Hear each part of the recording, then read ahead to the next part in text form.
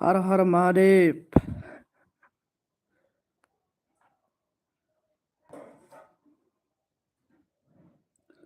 मोटू? मैं मोटू नहीं है रे, मैं भी पतला हूँ।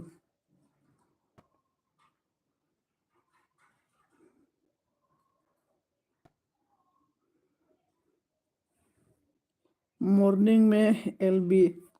हाँ, क्योंकि मैं मॉर्निंग में आज क्यों एलबी आया, इसका रीज़न है कि आज मेरा क्या बोल रहे हैं मामा मर गया ना, इसका मतलब पूजा है और इसके लिए मैं आज एलबी में आया। क्योंकि कल भी मैं वीडियो नहीं डाला, आज भी नहीं डालेगा और आने वाला का 27, आज 26, कल 27 में भी मैं वीडियो नहीं डालेगा, इसलिए मैं एलबी आया। क्योंकि नहीं तो व्यूज़ वगैरह मतलब डाउन होके जाता है ना, इसलिए एलबी आया है।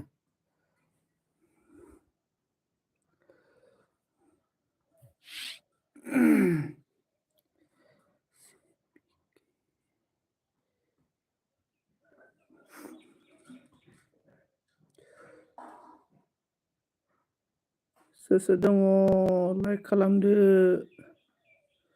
मोटी लाइक करो, कब मामा का आस आस आस है।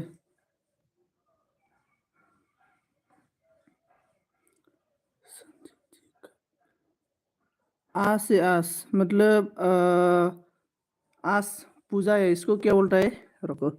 खुंगे माबा पस्टखौ मा बुङोमोनलाय हिन्दीयाव? हिन्दीयाव पस्टखौ मा बुङोमोनलाय हिन्दीयाव? बॉस से बोलते हैं ना हिंदी में। Like done, thank you so much Moti ji. नाली ब्लॉग ही, हाउ आर यू, कैसे है? दासा है, दासा आस तो like done, thank you so much.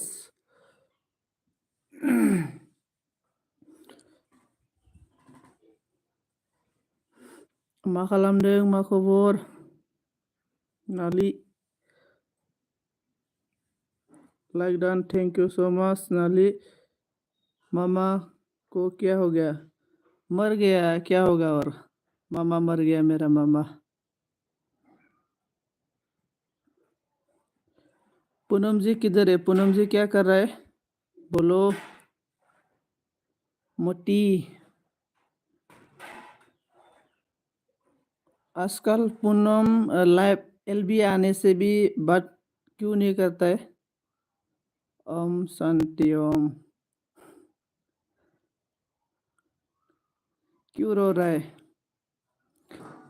मरने वाला मरते रहेगा, जन्म लेने वाला जन्म लेते रहेगा। ये है कलयुग, 21 फर्स्ट सेंचुरी है ना आज। आज का टाइम में 21 फर्स्ट सेंचुरी कलयुग, ऐसा ही है। जो भी धरती में जन्म लेगा वो मरना तो पड़ेगा ही पड़ेगा।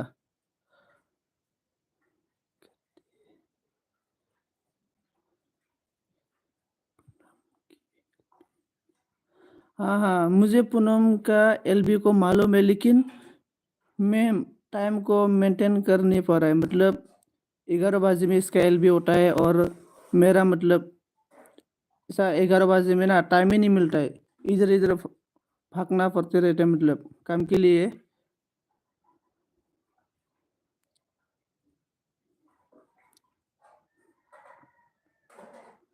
हेलो नाली, बहा थांखो? How are you? मोजां। माने सिरि सिरि सोर सोर दङ? साब्रै दङ, कमेन्ट खालामदो दे। आंबा नोंसिनि लाइभआव थांनानै कमेन्ट खालामना फैयो। नहीं, मैं अभी मेरा घर में हूँ, मामा के घर में जाएगा अभी, मतलब 9 बजे, 9:30 ऐसा टाइम में जाएगा, सामने है ना। अच्छा जी।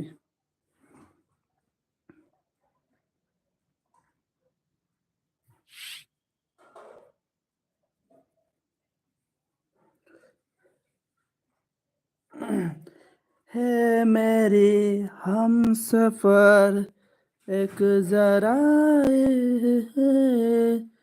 सही क्या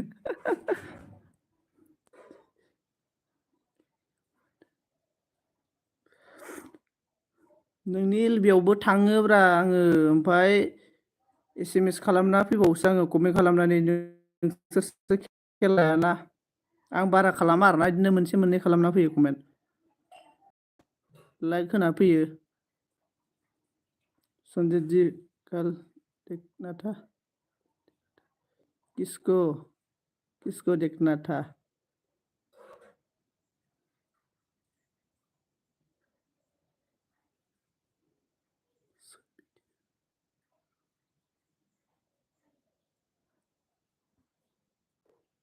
कल तो मैं शॉर्ट वीडियो नहीं देखा वो दिन देखा था मतलब पूनम जी का वीडियो डालेगा तो मैं देखता ही जरूर देखता ही मैं वो दिन भी देखा था मैं जो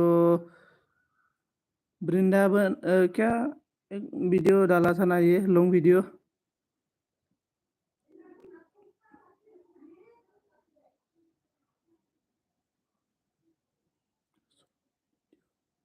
हाँ हाँ मेरा short video thank you so much Moti जी मेरा शॉर्ट वीडियो देखने के लिए कमेन्ट खालामाखै नों आंनाव नों नायनोनो रोङाबा कमेन्ट खालामाखै जायो नामा कमेन्ट खालामदों Radhe Radhe Radhe Radhe it's all right Poonam ji Moti ji Poonam बोल रहा है मेरा वो दो नाम में कन्फ्यूजन होता है मैं रीना जी और पूनम जी इसलिए मैं आपको मोती बोलता है और इसको पूनम ही बोलता है आं बर' हेलौ ब्र' आं बर' मा खबर मा खालामदों हाउ आर इउ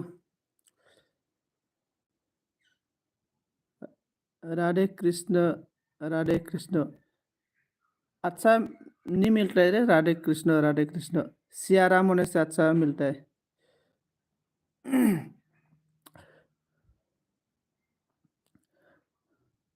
रीना जी मैं आपसे एक क्वेश्चन पूछूं मेरा एक क्वेश्चन था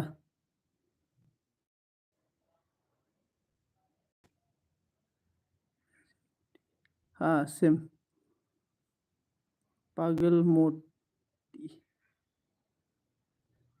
मैं पागल ही हूँ देखो मेरा क्वेश्चन ये है क्योंकि सियाराम और राधा कृष्ण क्योंकि लड़की लोग को मतलब क्यों पहले बोलता है इसका आंसर क्या है राम सीता भी बोल सकते हैं ना लेकिन राम सीता कभी नहीं बोलता है सियाराम ही बोलता है इसका आंसर क्या हो सकता है आपका हिसाब से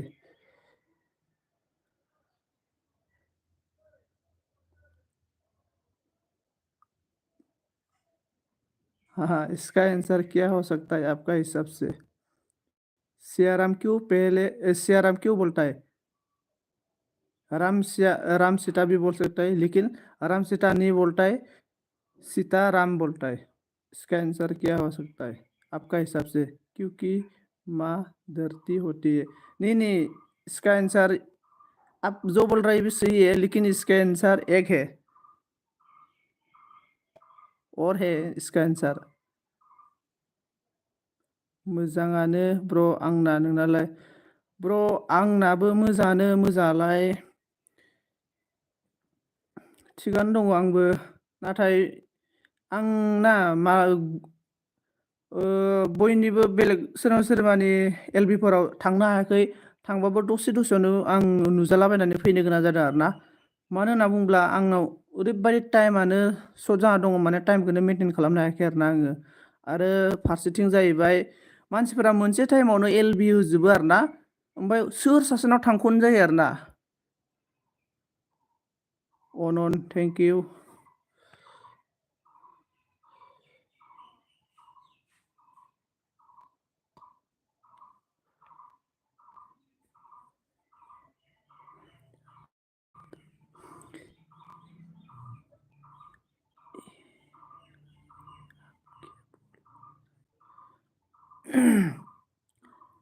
मेरा हिसाब से तो मतलब ये आपका क्वेश्चन है, आपका ओ आंसर, आप बोलो आंसर को।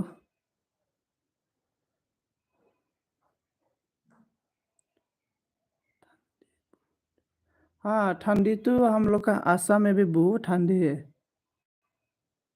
फिलहाल अभी आज ना थोड़ा ठंडा ज़्यादा नहीं है, आज 2 दिन हो गया, ठंडा थोड़ा कम हो रहा है।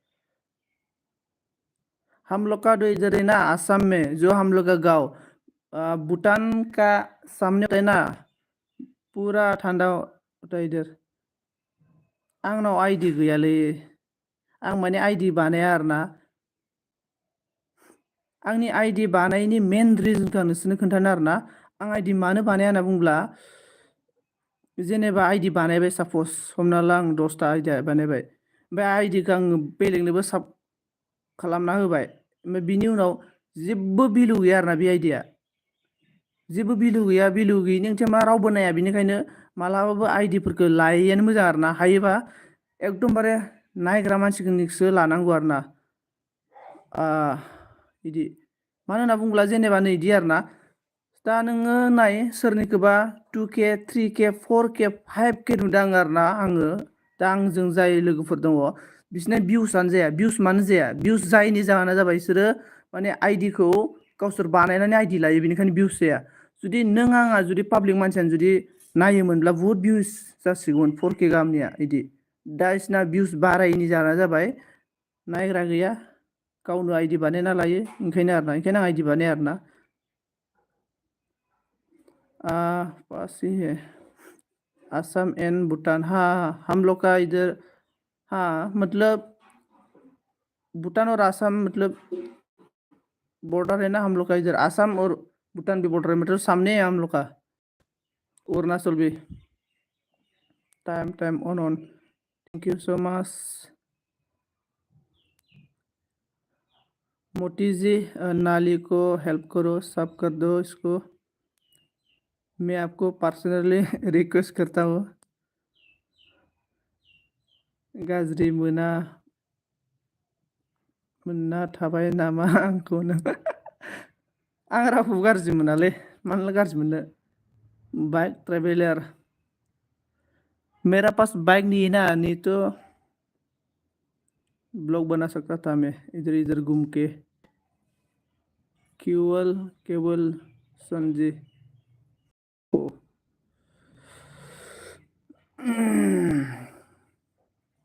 मोटी जी, खाना हो गया आपका? फ्रेंड लोग है ना, मतलब हाँ ऐसा कभी जाता है, कभी टाइम नहीं मिल रहा है ना। साय साय हो गया। सोर सोर दङ कमेन्ट खालामदो दे। मा खालामदों नालि? नामानोथ' माबोरै नालि लानाय, नोङो बेलेगसो लानांगौमोन। बे नालि ब्लग मोनसे दंबावोना, सोरनिबा नुदोंमोन आं।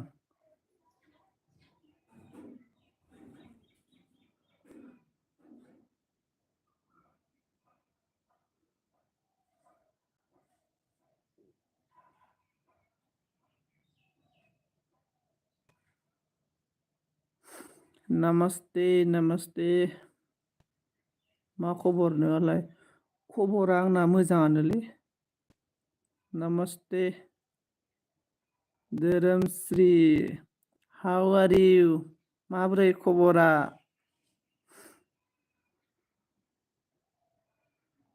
कुछ रहा बोलो।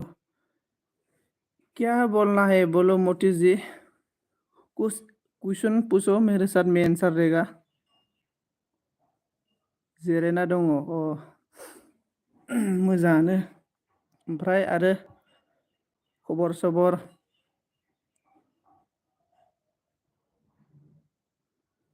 धोरोमश्री, मा जाखो?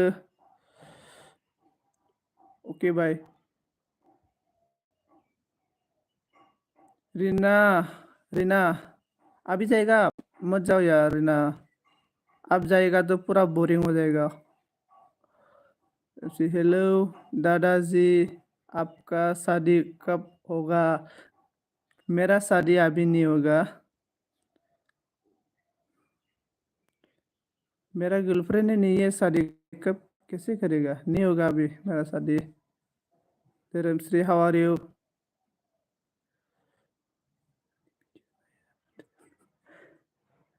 आं नालिनि भिडिअखौ नायो नायनायालाय, जास्ट आं कमेन्टल' खालामा दै।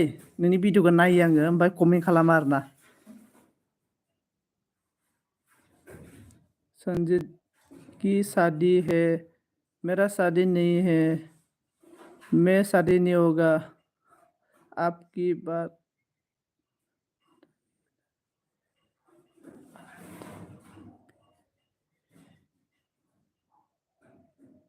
पिं पिं पांप्लां मोनला जोबोलै आङो बोरैबाबा। कॉन्ग्रेचुलेशन। मेरा शादी नहीं है रे, शादी नहीं होगा, मैं ऐसा ही रहेगा।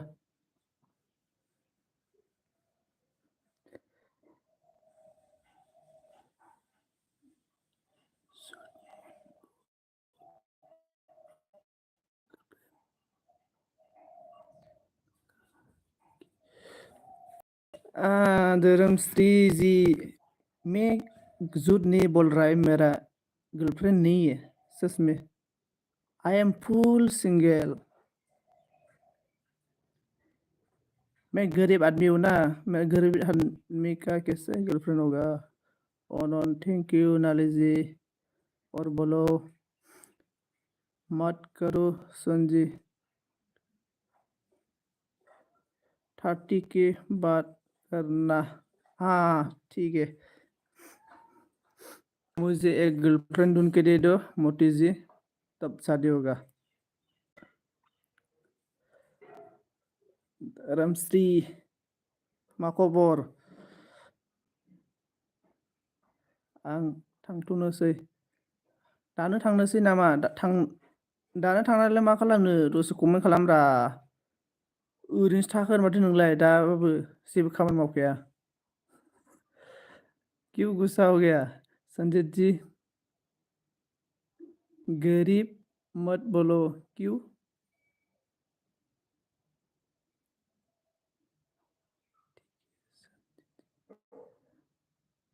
खाना खा लिया? हाँ मैं खाना खा लिया, अभी खाया। खाना खा के जस्ट लाइव में आ गया।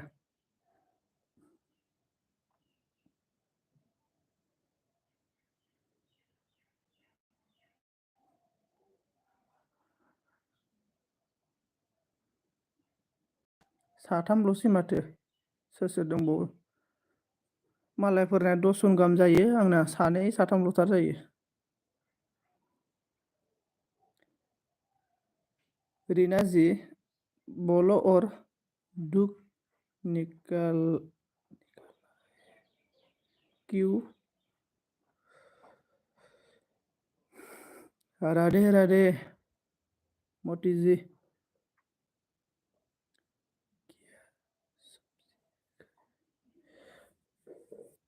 ओंख्रिया माबासोमोनलै, मैया मोनानि फुलकबि आलुसोमोन, ओमफ्राय मैया मोनानि अमा बिथै दंमोन आरोना, बेनो। क्या बोल, कुछ नहीं बोला है, मतलब सब्जी धर्मश्री पूछ रहा है मतलब क्या सब्जी खाया? मैं बोला कि फूलगोभी आलू मटर ये था सब्जी, कल रात का सब्जी था, इसको ही गर्म करके आज सुबह खाया।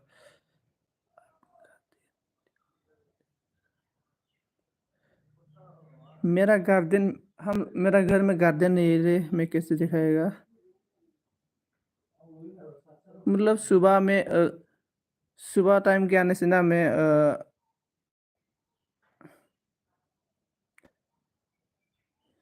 शाम का टाइम में जब मैं आएगा ना, तो मैं कैमरा ऑन करके एलबी आएगा। कल हो, आज तो नहीं आ सकेगा, कल आ सकता है मैं लाइव में।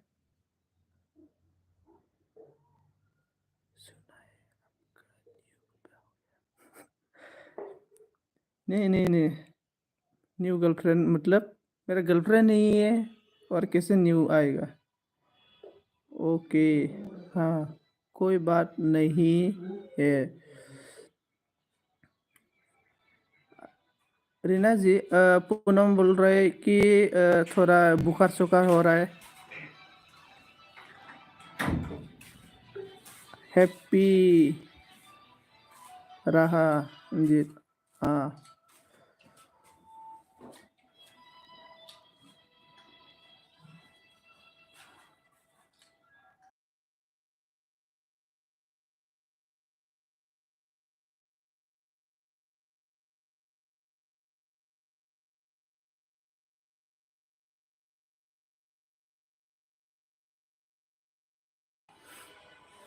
सन्जी मा खबर? माक्सी लग रहा है।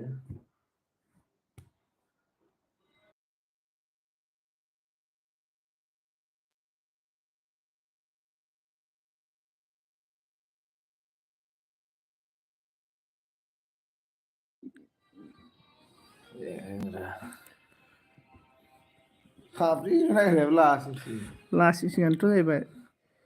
मा खबर? मोजाङानो दङ। नोंहालाय मा खबर? मिनिहरजालाबायो माथो इदि। एकने मिनिखायोब्रा मिनियाबा। जी रीना जी, आपको संजी ने बोला है हेलो हाय हाय बोल रहा है।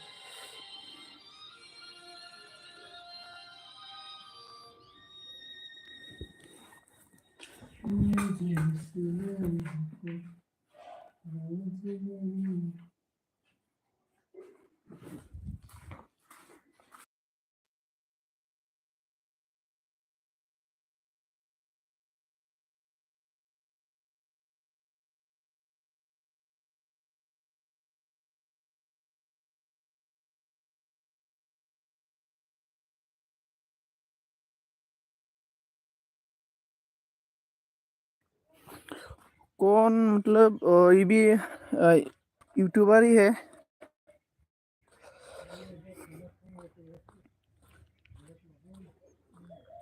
बोरै बिदि होनो हायाखै होनना मा होनखो बुजियासै आङो।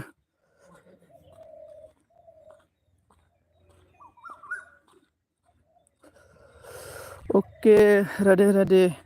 बेसेबां मोनखो फैसाखौलाय? मा फैसा मोननोब्रा, जेबो फैसा मोनाखै। फैसा मोननो हानाय माबायानो गैया, दमानो गैया आंनाव। मानसिफोरा नायाबा आरो जिखिनि इउटुबनिफ्राय टारगेट होदों आरोना, बेखौनो दासिमबो एक्सेप्ट खालामनो हायाखै। बहा फैसा मोननो?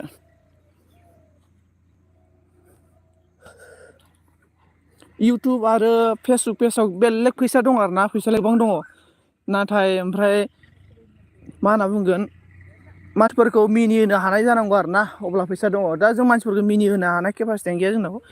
कमेडि मेन जानो हानांगौ।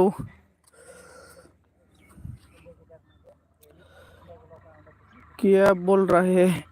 क्या बोलेगा? कुछ भी नहीं बोल रहा है।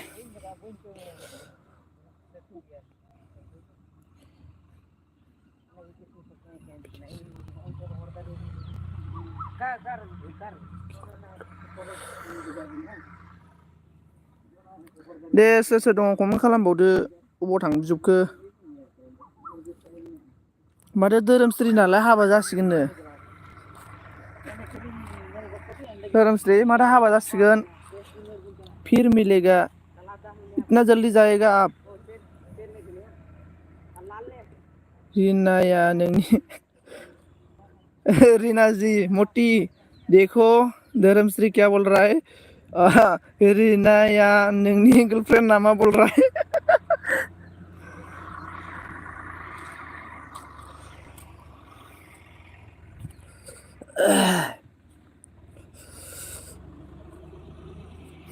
रीनाया आंनि गर्लफ्रेंड नङालै, माबासो आंनो नायग्रासो, आंनि साबसक्राइबारसो।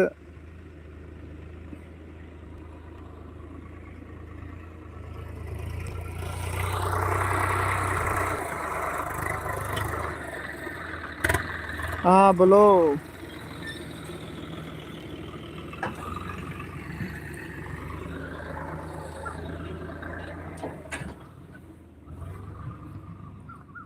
आंनि साबस्क्राइबारसोलै संजीत हाँ बोलो रीना जी आप बोलो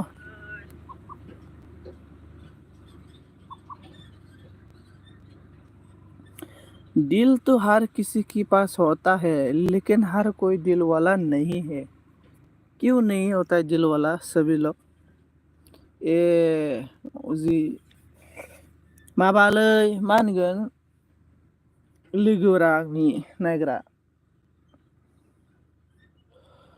हेलो वन्डा for gaming hello hello bro good morning I love you to all ब्लू नांगौबा बुंबानो जाबाय दे सोर सोरनो ब्लू नांगौ आं ब्लू होना होगोन आरो ना नांगौबा आरो माबोरै खबर सबर ब्र गेमिं ब्र मा खालामदों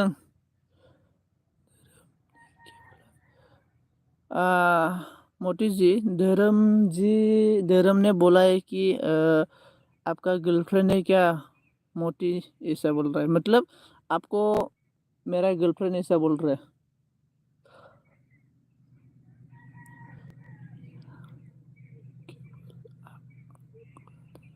हाँ हाँ हाँ हाँ मुझे जानेगा ना मतलब क्या बोलेगा मैं इन लोग सभी मेरा फ्रेंड ही है मतलब फ्रेंड मतलब मेरा सब्सक्राइबर है मेरा व्यूअर्स है इन लोग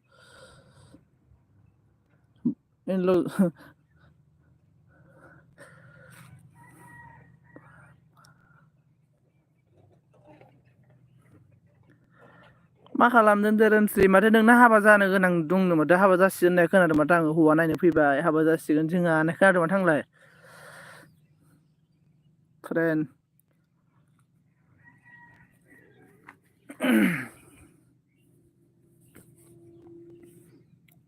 मोती क्या कर रहे हैं अभी सोर सोर दङ कमेन्ट खालामदो दे लोगोफोर डायलग होलाबायनोसै मोटू जी हाँ बोलो आप घूमने किधर भी नहीं गया जी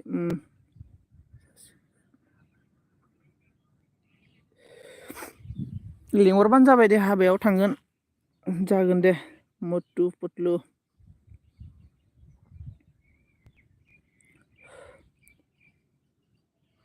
रीना जी आपका गांव क्या बोला था मतलब स्टेट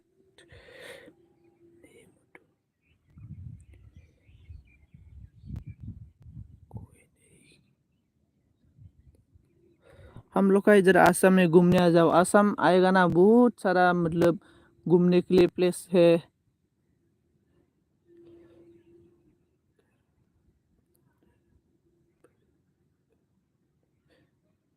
गाबोननो बोरै थांनो हालाबायनांगौ गो गोका गोकापुर ना किया गोकापुर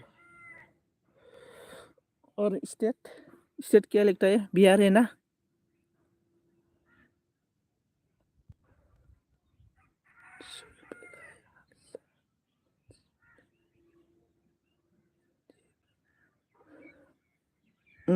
लै धोरोमस्रि नों जि सानदों बेनो जोंनि आसामनि नङा आरोना इयो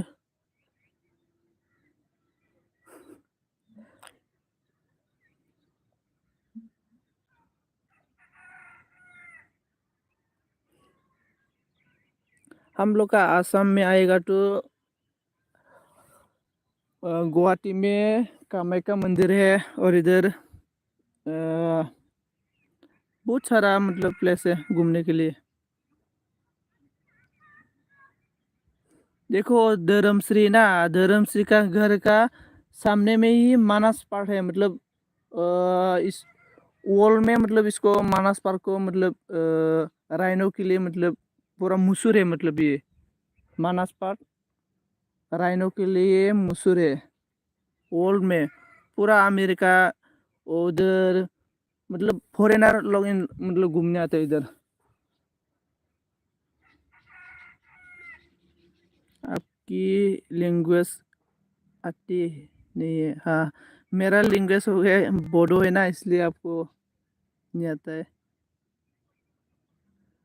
असम में आ जाओ, धर्मश्री सिखाएगा आपको हम लोग का भाषा। बयबो सिनायनायनि बानायनो हाया। सानजि मा खालामदों?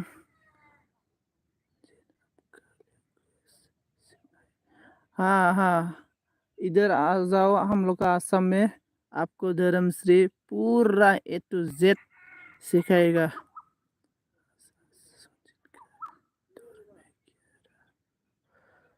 जित क्या बोलो? हाँ बोलो, आपका मर्जी से बोलो, क्या बोलना है दं।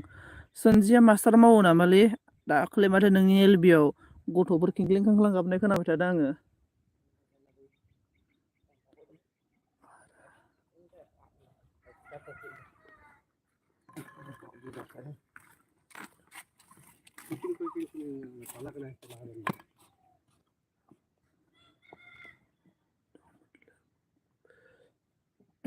डोंग मतलब है, मतलब अभी है मतलब।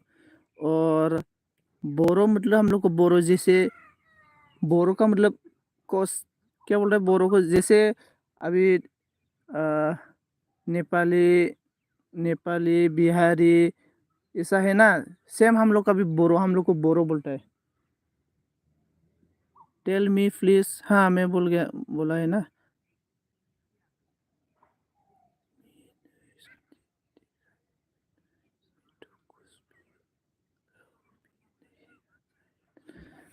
क्यों नहीं आता है? धर्मश्री को भी आता है हिंदी, इसलिए तो हिंदी बोल रहा है, और बोल रहा कुछ भी नहीं आता है। अच्छा हाँ,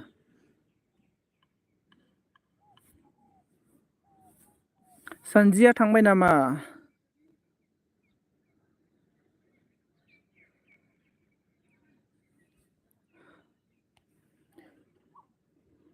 रीना जी, आप बिहारी है ना?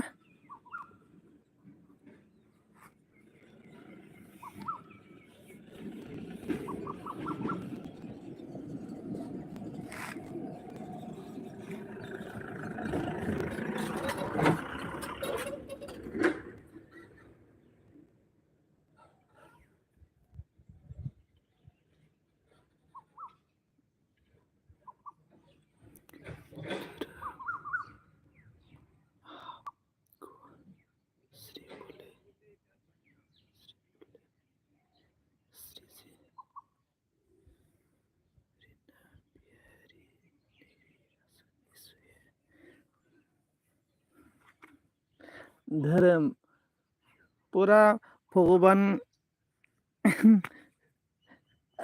नहीं जी।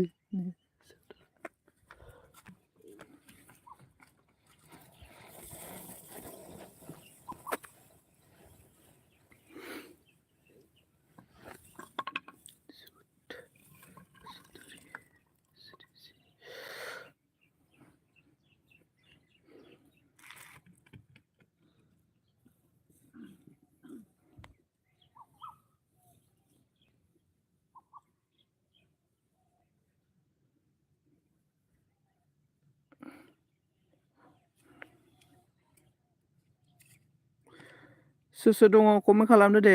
धोरोमस्रिया लाइक खालामाखैबा लाइक खालामना होदो दे अननानै।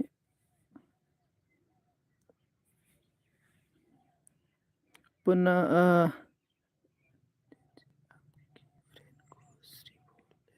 हाँ बोल सकता है ना। माबा धोरोमस्रि, नोंखौ माने नोंनि नामखौ आरोना स्रि बुंनोसै नामा होनना बुंदों आरोना, मानो होनबा नोंनि नामा गोलाव नालाय इदि बुंनोसै होनना बुंदों आरोना। बुंजायो, जेबो नङा। हाँ बोल सकता है, कुछ प्रॉब्लम नहीं है मेरा तरफ से, ठीक है।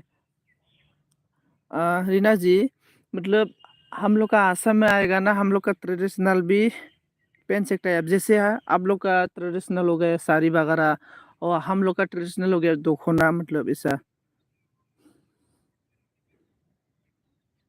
पूरा सिखाएगा आपको धर्म ने।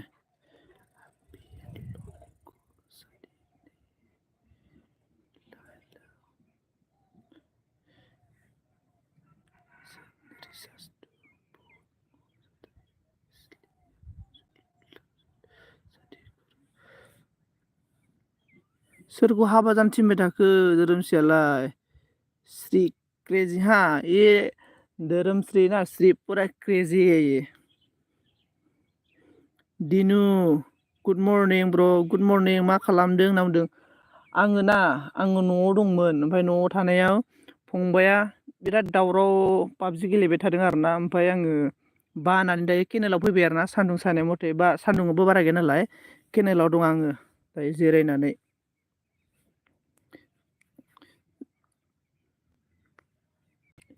मोटी अभी जाएगा इतना जल्दी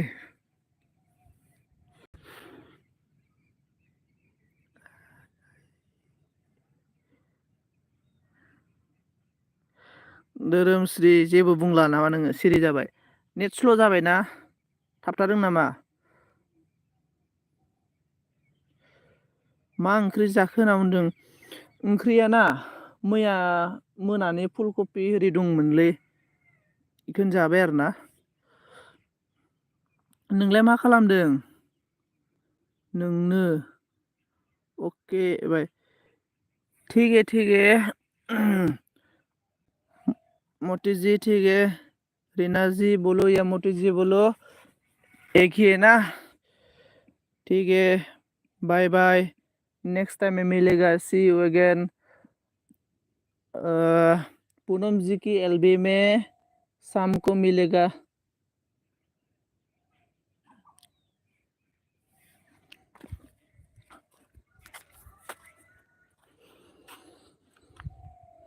सोर सोर दङ आंनो होना लाबाय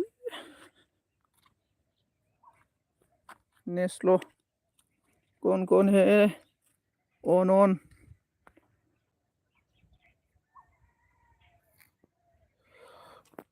थैंक यू मा नाम बुंदों बोरायसिगोन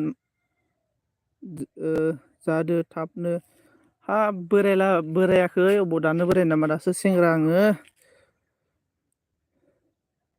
हम जाता है ठीक है मोती जी पूनम की एलबी में मिलेगा आपको मेरा एलबी में आने के लिए thank you so much Radhe Radhe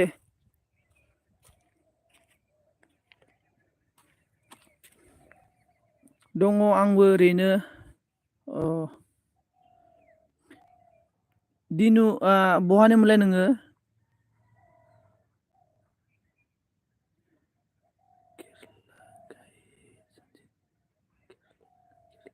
मैं तो केरला जाएंगे जी केरला में मतलब समझाने में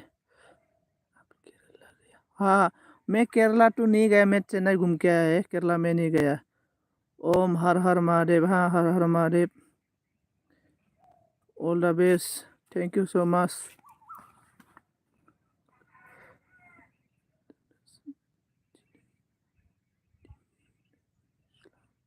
दोननोसैबो नोंबो आयु फाहोगारनानै र' ओके फन रायलायगोर good morning have a great day हा ओके आं चिरांनि गुड आच्छा श्री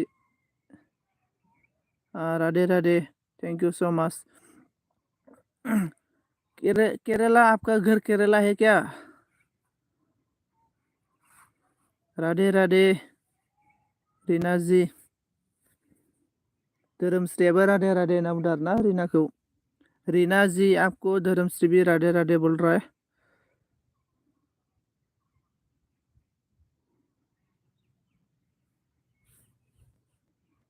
सोर लाइक होआखै लाइक होना होदो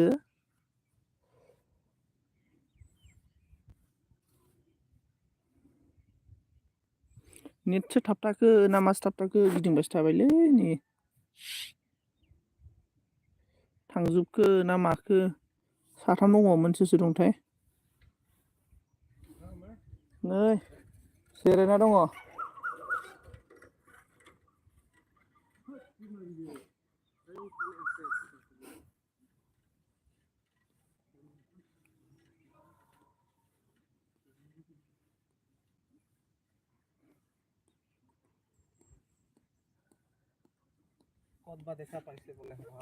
Oh.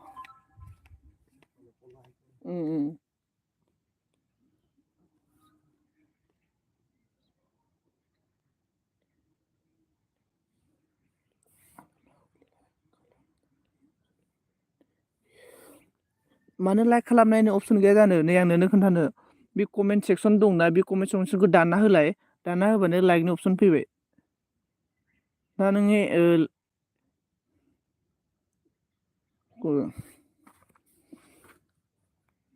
धोरोमस्रिया बहा दङ दायो दासान्दि मा मावबाय दङ माथो साख्रि लाबाय होननाय खोनादोंलाय नोंखो मास्टार साख्रि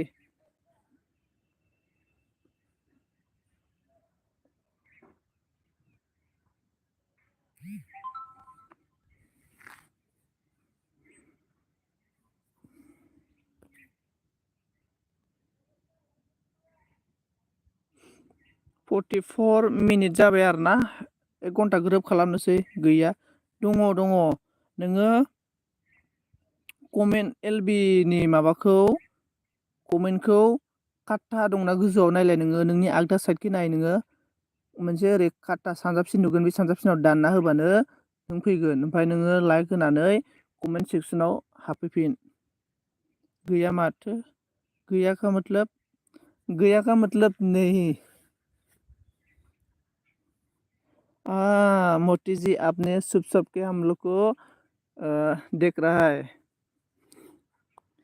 क्या बोलता है इसको बिल्ली जैसा देख रहा है हम लोग को ना छुप के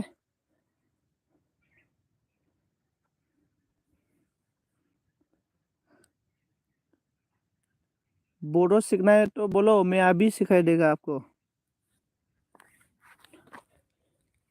बोडो सीखना है कमेन्ट खालामदो कमेन्ट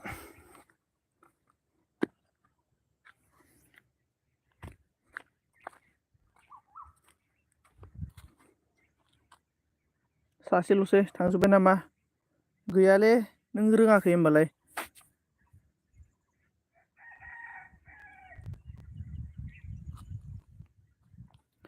नै आं नोंनो फोरोंनो आंनि स्क्रिनखौ नायबाय था आरोना आंनि स्क्रिनखौ नायबाय था ओरै थांबाय दा जेनेबा हमना ला आं सोरनिबायाव थांनो आरोना सापस दायो सोर लाइभ दङ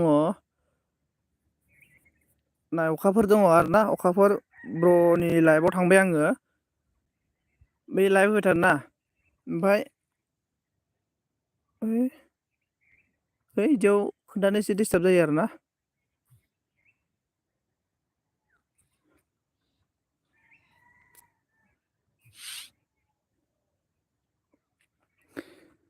सेट मतलब सेट होती है क्या नेटवर्क प्रॉब्लम हाँ किसका मेरा नेटवर्क प्रॉब्लम हो रहा है ना थोड़ा मतलब मैं घर में नहीं है ना उधर में बाहर में इसलिए मेरा नेटवर्क प्रॉब्लम हो रहा है अभी ठीक हो गया ना मेरा नेटवर्क श्री मतलब सेट मतलब ना श्री ने लाइक नहीं दे सका मतलब इसको लाइक कैसे लाइक देता है ऐसा हो रहा है मतलब लाइक देने के लिए ऑप्शन नहीं मिल रहा है बोल रहा है इसलिए ये ऐसा हो रहा है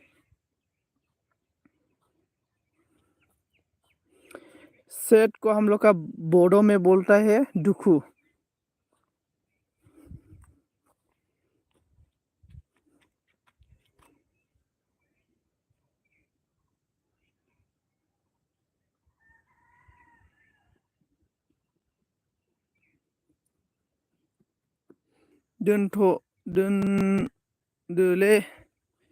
दोनदो माने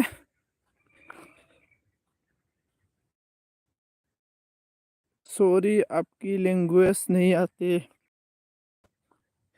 लैंग्वेज आएगा धीरे धीरे सब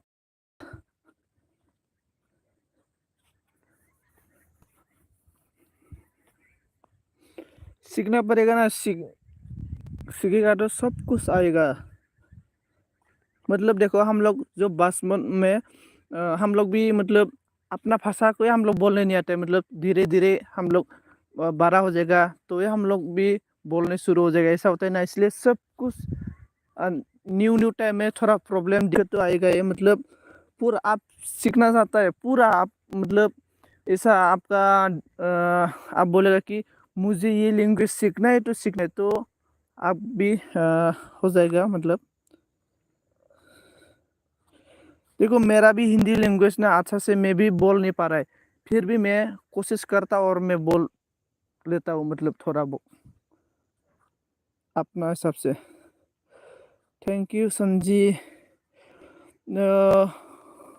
मट' नांथाबाय थायो, माथो नांथाबाय थायोनो, नांथाबाय थायो माने आंनि प्रब्लेम दंमोन, दायो नांथायासै दानो। हमको खाना खाने जा रहा है जी, खाना खाने जा, हाँ हाँ ठीक है।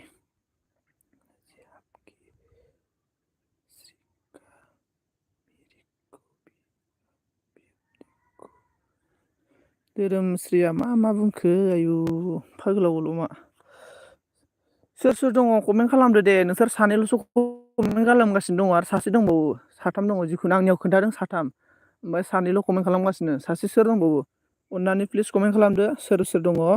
रिनाजी आपको श्रीकार मेरे को भी आप बिहेव देखो, बापरे। धोरोमस्रिया बहा दङ दायो दासान्दि? वृंदावन धाम में आओ, वृंदावन धाम में तुम्हें जरूर जाएगा, मरने से पहले में जाएगा वृंदावन में, अभी नहीं जाएगा लेकिन मरने से पहले में जाके आएगा वृंदावन में।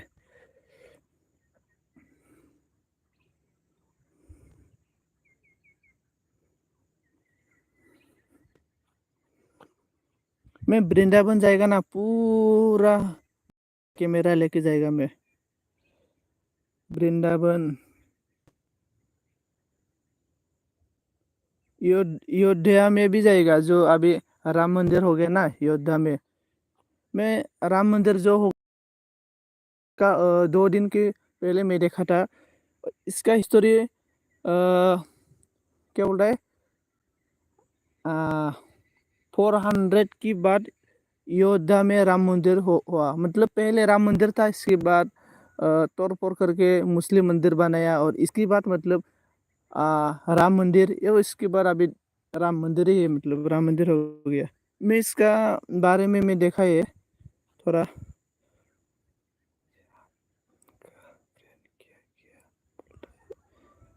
हाँ फ्रेंड लोग तो ऐसा है, मतलब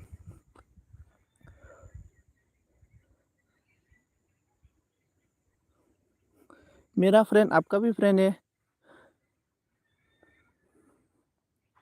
जिंदगी में आज मतलब हम लोग का जिंदगी आज से काल है, हम लोग आज भी मर सकता है, काल भी मर सकता है, इसलिए मतलब सभी के साथ मतलब हंसी मजाक के रहना चाहिए, जागरा भी होना चाहिए, हंसना भी चाहिए, सब कुछ करना चाहिए जिंदगी में, मतलब नहीं वो हाँ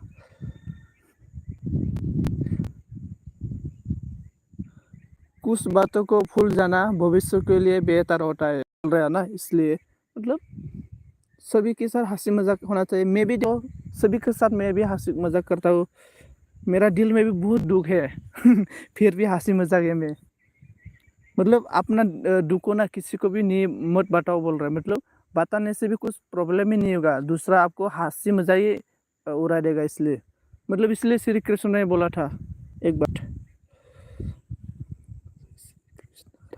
हाँ राधे राधे। पूरा मेरा रॉन्ग हो गया पूनम, पहले मतलब मेरा मुंह में ना पूनम जी आता है खाली पूनम जी आता है मेरा मुंह में।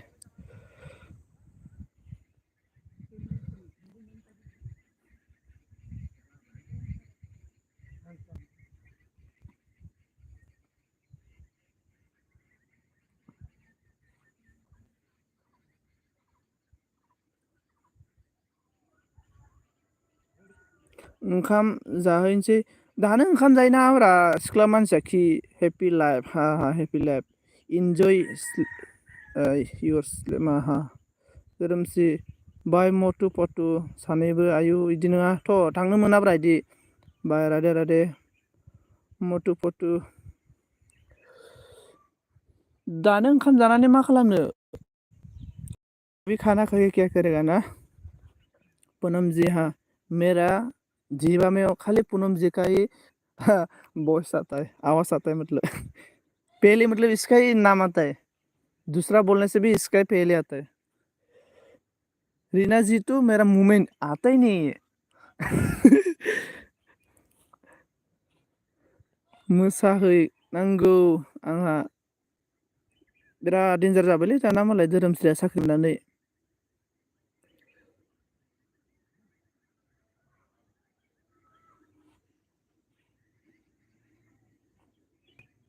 रीना जी नहीं आया हाँ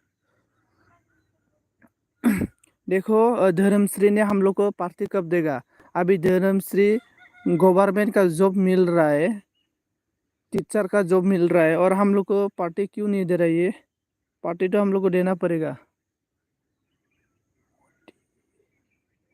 हाँ हाँ मोटी तो याद है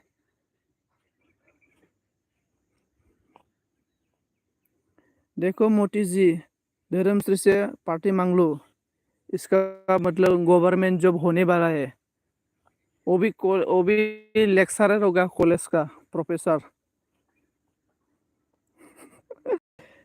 माला साख्रि मोनखो आंलाय जाम्बा जाम्बानो जात जात होनखायो नों साख्रि मोनखासिगोनब्रा हम नहीं आएंगे हाँ क्यों नहीं आएगा आपका साका है धर्मश्री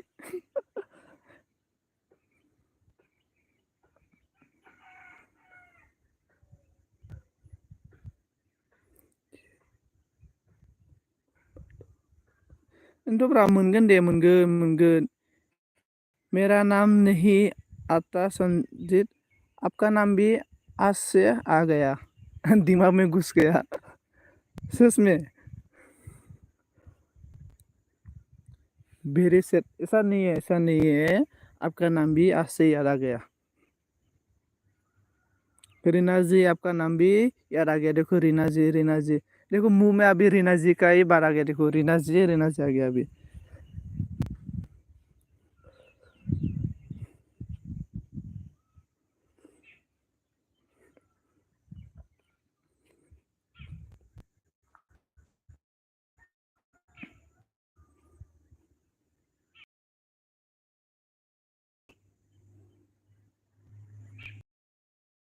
वाव वाव आसोल नोंना एक्टिंआ रागा जालायबाय नामा आयु बिखायाव लिरना लादो मा आयु दीदी हम नहीं बोलेंगे आपसे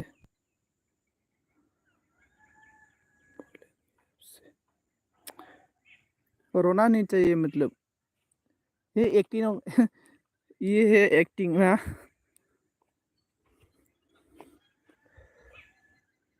देखो धर्मश्री ने क्या क्या बोल रहा है बहुत सारा बात बोल रहा है दिल में रीना जी का नेम को दिल में लिख के रखो बोल रहा है दिल में कैसे लिख के रखो बोल रहा है देखो मेरा मादार फोन कर रहा है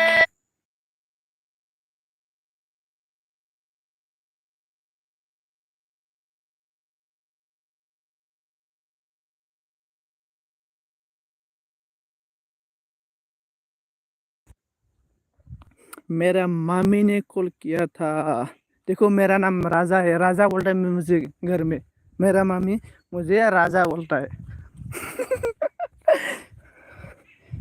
पूनम जी ही बोलो क्यों बोलूं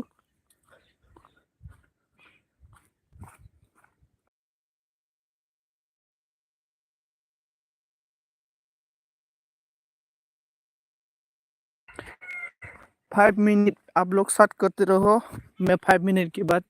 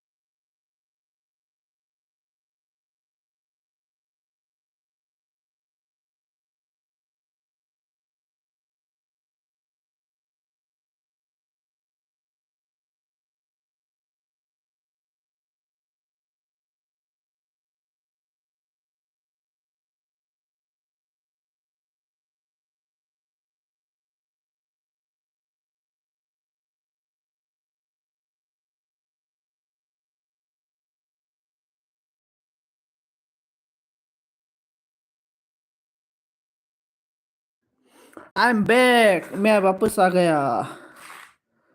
आं दोननोसै दांलै रावबो गैला माथो. नै बाय बाय मेट' गया टाटा बाय बाय. सासे सोर दङ एबा?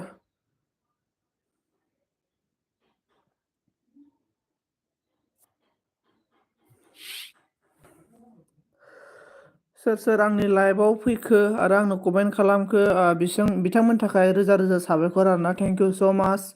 मेरा लाइव में कौन आके मुझे हेल्प किया है, सपोर्ट किया और कमेंट किया, इन लोग को मेरा तरफ से थैंक यू सो मच.